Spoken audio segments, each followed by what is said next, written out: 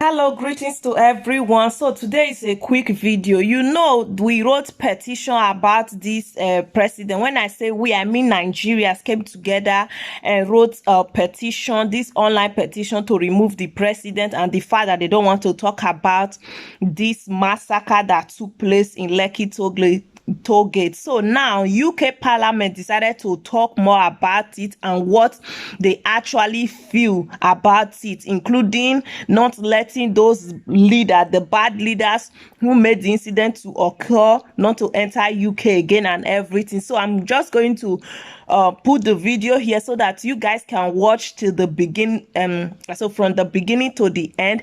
Meanwhile, if you haven't subscribed to my YouTube channel, what are you waiting for? This is a golden opportunity. Subscription is free to subscribe, like and share this video, because we all need to pass this message around. I feel like the UK is really doing a great job, and if all other countries can actually contribute to make this work, it will go a long way for Nigeria, for everybody that are involved both in the killing and everything that took place that day. So thank you, and watch this video to the end, and feel free to leave your comments below. Meanwhile, kiss and don't forget to subscribe is free. Thank you, and watch to the end. Solidarity, demonstrate it by identifying and targeting those that we know are responsible for terrible violence and abuses that the activists have faced. The least we should do is to make sure that those who have murdered Nigerians and deprived them of their human rights aren't able to benefit from trade or travel to the UK. In my view, that should include the leaders of the government and the military, who are even now, refusing to allow transparent and fair investigations to happen and for justice to be implemented. What I want to hear from the Minister today is that a list of Magnitsky, I never say that word properly, sanctions is being created, and action against those on that list taken in weeks and not years. Our role in this must be, I think, to work with all that we can to identify those responsible and ensure justice is done. And I would be so very grateful if on this occasion the government acts decisively.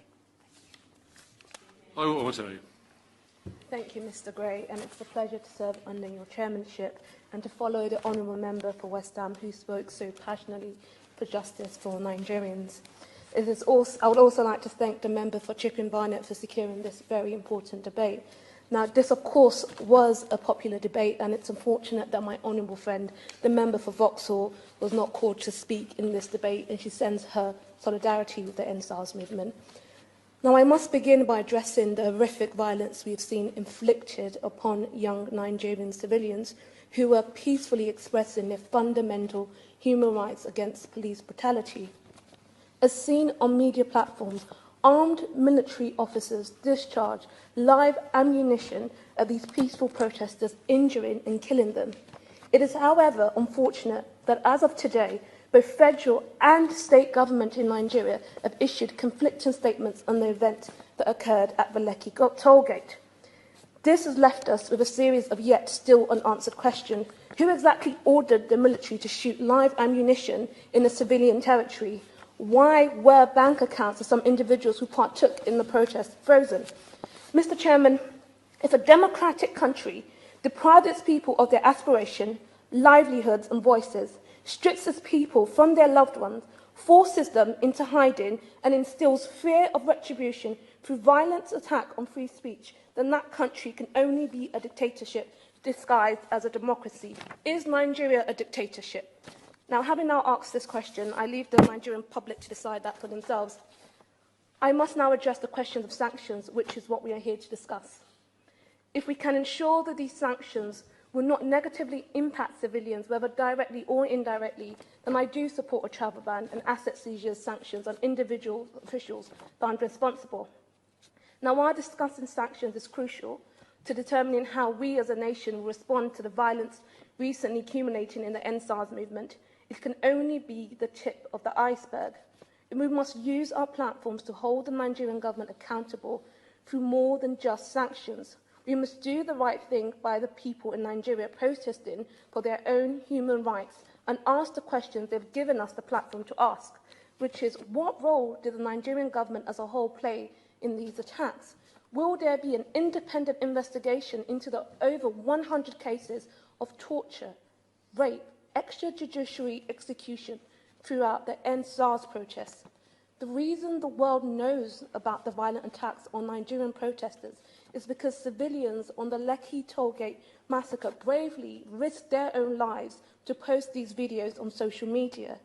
Only a few Nigerian news outlets even reported these stories, and they were all subsequently fined before the Nigerian government denied the attacks' existence and began silencing reporters.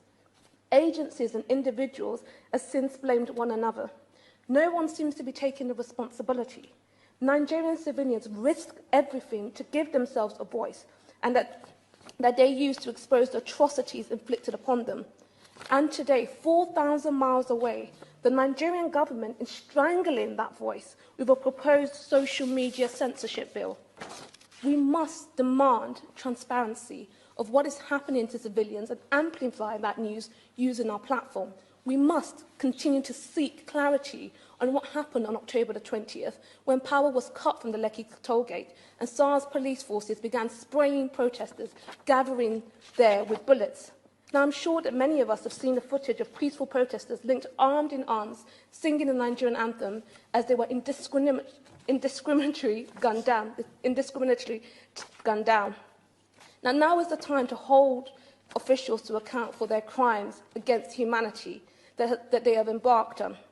So I call for an impartial human investigation into these human rights violence and to begin a process to secure justice for victims and their family.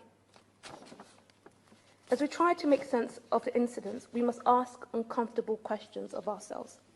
I'm referring to the fact that British officials trained SARS police squad from 2016 up until this year, 2020, and they also trained the Nigerian army. Now, I have to ask, what did this training actually entail? Could it have prevented escalation of this kind? Now, standing here as a proud British Nigerian, I implore the Minister and colleagues across the House to pursue answers to these questions and do what it can to facilitate Nigeria's fight for freedom. Thank you.